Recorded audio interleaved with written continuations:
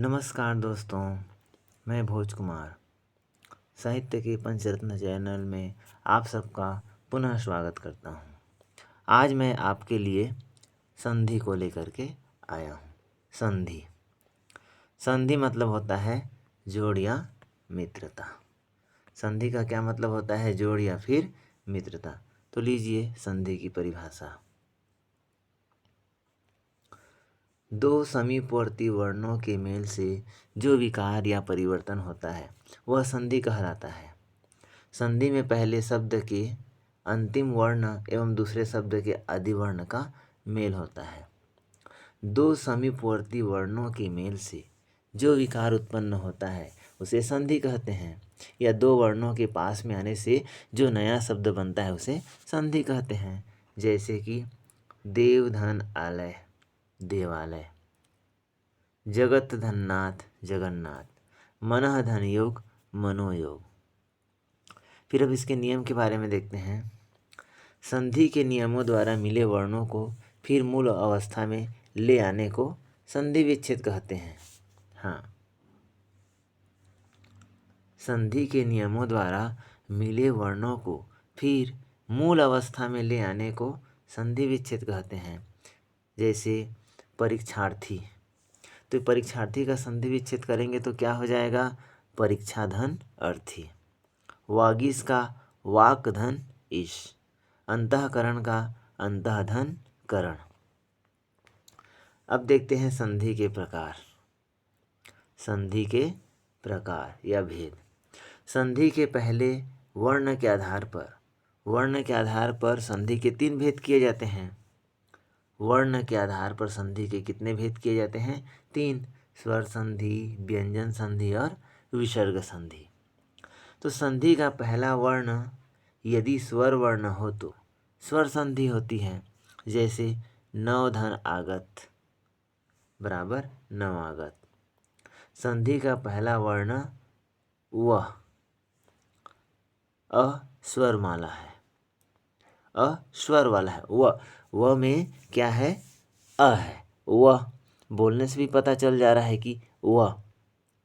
संधि का पहला वर्ण यदि व्यंजन वर्ण हो तो व्यंजन संधि। जैसे वाक धन ईश बराबर वागीश। हाँ, वाक धनिश बराबर वागीश। संधि का पहला वर्ण क व्यंजन वर्ण है एवं संधि का पहला वर्ण यदि विसर्ग युक्त हो तो विसर्ग संधि होती है। जैसे मनः धनरथ बराबर मनोरथ। संधि का पहला वर्ण न विसर्ग युक्त है, इसीलिए यहाँ पर विसर्ग संधि। कहने का यही मतलब है कि अगर हम संधि विच्छेद करते हैं और पहला वर्ण अगर स्वर आता है तो स्वर संधि होती है, अगर व्यंजन आता है तो व्यंजन संधि होती है, और अगर विसर्ग आता है तो विसर्ग संधि होती है। इस आधार पर अब देखते हैं स्वर संधि। स्वर संधि के प्रकार, या सबसे पहले देखते हैं परिभाषा। स्वर संधि, स्वर के बाद स्वर अर्थात दो स्वरों के मेल से जो विकार या परिवर्तन होता है उसे स्वर संधि कहते हैं। दो स्वरों के मेल से जो विकार उत्पन्न होता है उसे स्वर संधि कहते हैं। जैसे सूर्य धन अस्त बराबर सूर्यास्त। तो सूर्य य में है और ऊपर से अधन, यहाँ पर अस्त में है, तो अधन बराबर आ। अधन बराबर आ, तो इसीलिए यहाँ पर सूर्य धनस्त बराबर सूर्यास्त। महाधन आत्मा, महा हमें आ की मात्रा है, आधन आत्मा का पहला अक्षर आ है, तो यहाँ पर भी आधन बराबर आ, इसीलिए महाधन आत्मा बराबर महात्मा। ये स्वर संधि है। स्वर संधि में इस प्रकार के उदाहरण आते हैं। अब देखते हैं स्वर संधि के प्रकार। स्वर संधि के निम्नलिखित 5 भेद होते हैं, है ना। हिंदी में स्वर संधि के 5 प्रकार होते हैं और संस्कृत में 8 प्रकार होते हैं। तो हम हिंदी पढ़ रहे हैं ना, तो हिंदी में देखते हैं। पहला है दीर्घ स्वर संधि, दूसरा है गुण स्वर संधि, तीसरा है वृद्धि स्वर संधि, चौथा है यण स्वर संधि और पांचवा है अयादि स्वर संधि। अब आगे देखते हैं दीर्घ स्वर संधि। हाँ, सबसे पहला स्वर संधि के प्रकारों में दीर्घ स्वर संधि। क्या है? दीर्घ स्वर संधि। ह्रस्व या दीर्घ अ, ई, उ के पश्चात क्रमशः ह्रस्व या दीर्घ अ, ई, उ स्वर आए तो दोनों को मिलाकर दीर्घ आ, ई, उ हो जाते हैं। कहने का यही मतलब है, ह्रस्व मतलब होता है छोटी मात्रा और दीर्घ मतलब होता है बड़ी मात्रा। तो जब अ, ई, उ के पश्चात पुनः अ, ई, उ आए तो वहाँ पर दीर्घ मतलब बड़ी मात्रा आ, ई, उ हो जाते हैं। जैसे अधन अह, इसका पहला नियम है ना। दीर्घ स्वर संधि का पहला नियम है अधन अ बराबर आ। तो इसीलिए यहाँ पर धर्म धन अर्थ बराबर धर्मार्थ। धर्म म में अ है, अधन अ, यहाँ पर अधन अ बराबर आ, ये नियम है। अधन अ बराबर आ नियम के अंतर्गत ये सारे उदाहरण आते हैं। स्वधन अर्थी स्वार्थी, देवधन अर्चन देवार्चन, वीरधन अंगना वीरांगना, मतधन अनुसार मतानुसार। तो इसमें अधन अ बराबर आ में इस प्रकार के उदाहरण आते हैं। अब थोड़ा आगे देखते हैं इसी का अधन। ये तो इसमें बहुत सारे नियम हैं, बहुत सारे अक्षर भी आते हैं। तो आप ये मत सोचना कि यहाँ पर अधन अ बराबर आ हुआ है और यहाँ पर अधन आ बराबर आ हुआ है। तो कभी कभी आधन अ बराबर भी आ होता है और आधन आ बराबर भी आ ही होता है। इसका नियम चलते रहता है। अधन अ बराबर आ, आधन अ बराबर आ, आधन आ बराबर आ और आधन अ बराबर आ। तो इस प्रकार का चलता है। तो हमें वहाँ पर शब्द को देख करके अगर उसका हम सही विच्छेद कर लिए तो हमारी संधि जो है जल्दी से बन जाती है या उसमें कोई भी गलती नहीं होती। तो अधन आ बराबर, सॉरी एक मिनट, हाँ,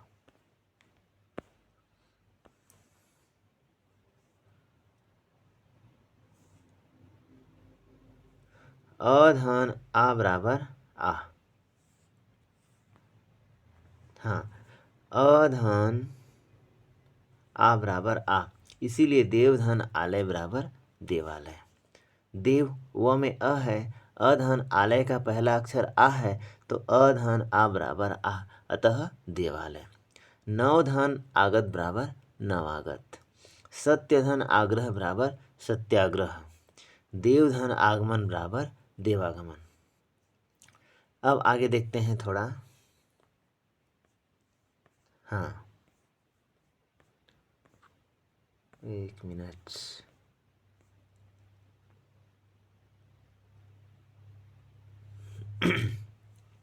हाँ, इसी का अगला है दिशाधन अंतर बराबर दिशांतर, आधन अ बराबर अ, आधन अ बराबर आ, रेखाधन अंश बराबर रेखांश। फिर इसी में अगला है आधन आ बराबर आ। मैंने पहले ही बताया था कि अधन अधन अ बराबर आ और आधन अ बराबर भी आ और आधन आ बराबर भी आ, है ना।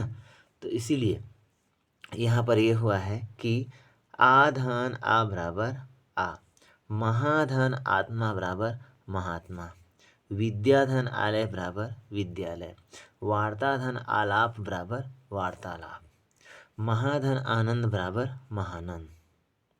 फिर इसी में ये तो अ वाला नियम हो गया। अब उसके बाद आता है ई वाला नियम, है ना। इसमें अभी शुरू में कहा गया है कि जब ह्रस्व अ, ई, उ के बाद पुनः ह्रस्व अ, ई उ या फिर दीर्घ आ ई उ आता है तो वहाँ पर दीर्घ मतलब बड़ी मात्रा ही होती है। तो उसी के अनुरूप ये दूसरा नियम है ना, उसी के अनुरूप ये दूसरा नियम ई धन ई बराबर बड़ाई। तो इसीलिए अति धन यु बराबर अतिव। देखिए अतिव कैसे लिखा है, कवि धन इंद्र बराबर कविंद्र, इसी में कंफ्यूजन हो जाता है। कवि धन इंद्र बराबर कविंद्र। हाँ एक मिनट,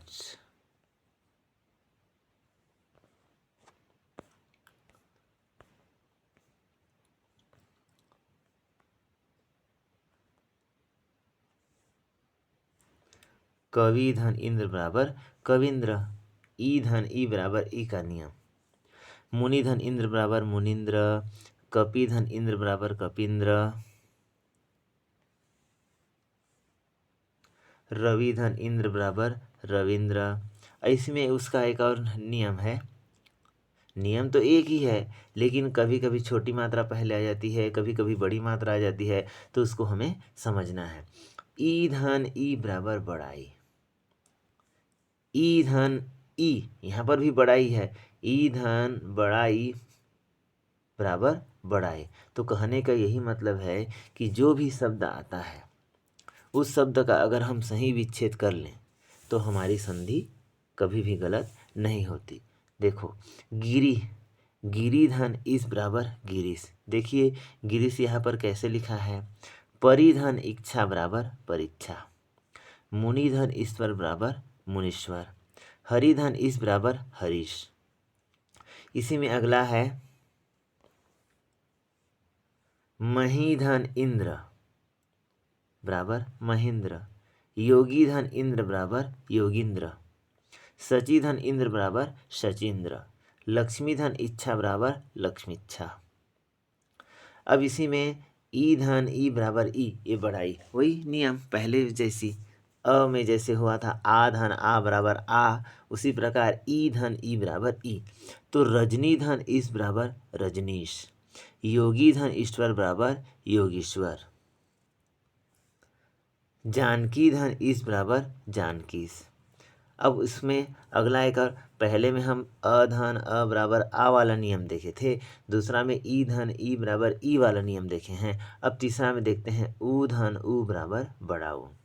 जैसे कि भानुधन उदय बराबर भानुदय, विधुधन उदय बराबर विधुदय, गुरुधन उपदेश बराबर गुरुपदेश। हाँ अगला है लघुधन उत्तर बराबर लघुत्तर। तो देखिए भानुदय विधुदय गुरुपदेश लघुत्तर, ये सब जब छोटी मात्रा मिल करके बड़ी मात्रा बनती है तो ये कैसे लिखा जाता है। इसी में हम लोग अक्सर लिखते हैं भानु में तो न में छोटे ऊ की मात्रा है और यहाँ पर भानुदय लिखेंगे तो छोटा ऊ लिख देते हैं हम, इसीलिए वहाँ पर हमारा छोटी सी गलती के लिए गलत हो जाता है, अतः हमें ध्यान देना है। अब आगे देखते हैं। हाँ इसी में और आगे है ऊ धन ऊ का अगला नियम। अगला नियम कहने का ये मतलब है कि और जो शब्द आते हैं उसका विच्छेद करके हम कैसे जानते हैं। हाँ लघु धन उर्मी बराबर लघुर्मी, धातु धन उष्मा बराबर धातुष्मा, सिंधु धन उर्मी बराबर सिंधुर्मी, साधु धन ऊर्जा बराबर साधुर्जा,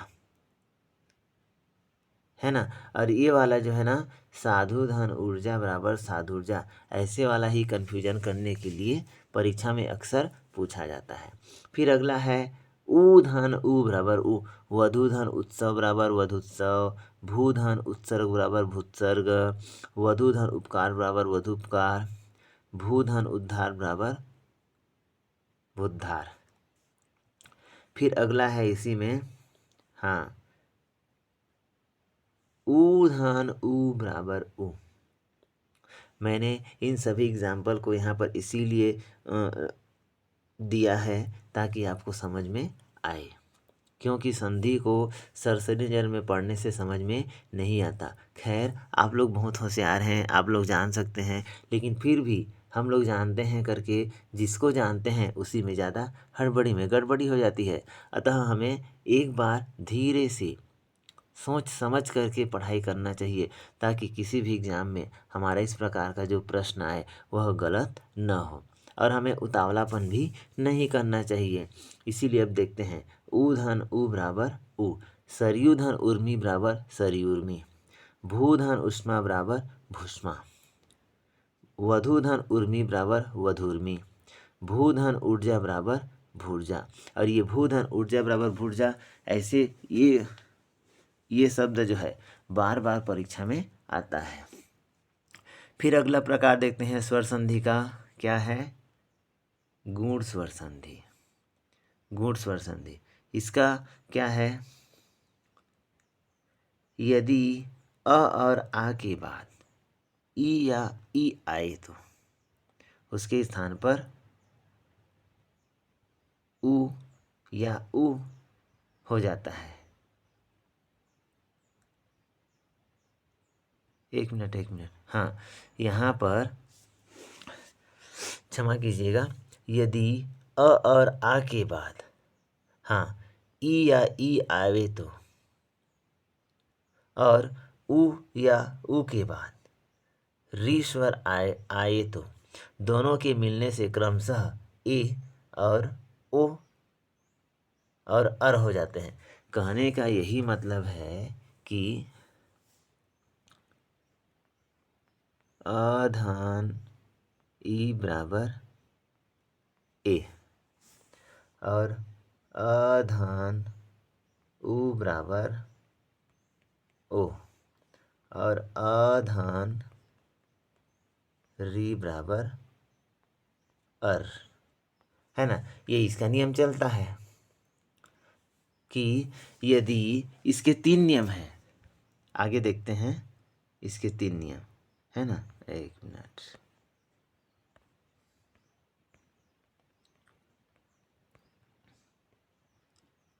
हाँ, ये देखिए, अ धन ई बराबर ए हुआ है, इसीलिए नर धन इंद्र बराबर नरेंद्र, सूर धन इंद्र बराबर सुरेंद्र, पुष्प धन इंद्र बराबर पुष्पेंद्र। इसी प्रकार अधन बड़ा ई बराबर ए, ये भी है। नर धन इस बराबर नरेश, परम धन ईश्वर बराबर परमेश्वर, सोम धन इस बराबर सोमेश, कमल धन इस बराबर कमलेश। फिर इसी में और अगला है आ धन ई बराबर ए, हाँ, ये भी है उसी का नियम। रमाधन इंद्र बराबर रमेंद्र, महाधन इंद्र बराबर महेंद्र, यथाधन इष्ट बराबर यथेष्ट, राजा धन इंद्र बराबर राजेंद्र। आधन आधन ई बराबर ए भी होता है। महाधन इस बराबर महेश, उमाधन इस बराबर उमेश, राकाधन इस बराबर राकेश। और उसका उसी का दूसरा नियम है अधन उ बराबर ओ, अधन उ बराबर ओ। इसीलिए इसको देखना है, वीर धन उचित, र में क्या है दोस्तों? अ है, अधन उ, यहाँ पर उ आ गया है, अधन उ बराबर यहाँ पर स्पष्ट दिया है कि ओ, तो वीर धन उचित बराबर वीरोचित, मानव धन उचित बराबर मानवोचित, पर धन उपकार बराबर परोपकार, हित धन उपदेश बराबर हितोपदेश। इसका अगला है अधन उ बराबर ओ, हाँ, सूर्य धन ऊर्जा बराबर सूर्योर्जा, नव धन ऊढ़ा बराबर नवोढ़ा। और ये हमेशा पूछा जाता है दोस्तों, ये वाला जो है, नव धन ऊढ़ा बराबर नवोढ़ा, जल धन उर्मी बराबर जलोर्मी, समुद्र धन उर्मी बराबर समुद्रोर्मी। फिर उसका अगला है आधन उ बराबर ओ, महाधन उदय महोदय, महाधन उत्सव महोत्सव, महाधन उष्ण महोष्ण, महाधन उदधि, महाधन उदधि महोदधि, गंगाधन उदक गंगोदक। इसी प्रकार का इसका नियम चलता है। फिर इसमें हम आगे देखे हैं अधन री बराबर अर, हाँ, अधन ऋ बराबर अर। तो इसमें अधन ऋ बराबर अर में देखिए देवधन ऋषि बराबर देवर्षि, सप्तधन ऋषि बराबर सप्तर्षि, राजधन ऋषि बराबर राजर्षि, ब्रह्मधन ऋषि बराबर ब्रह्मर्षि। आधन ऋ बराबर भी अर होता है, महाधन ऋषि महर्षि, है ना। अब आगे देखते हैं थोड़ा।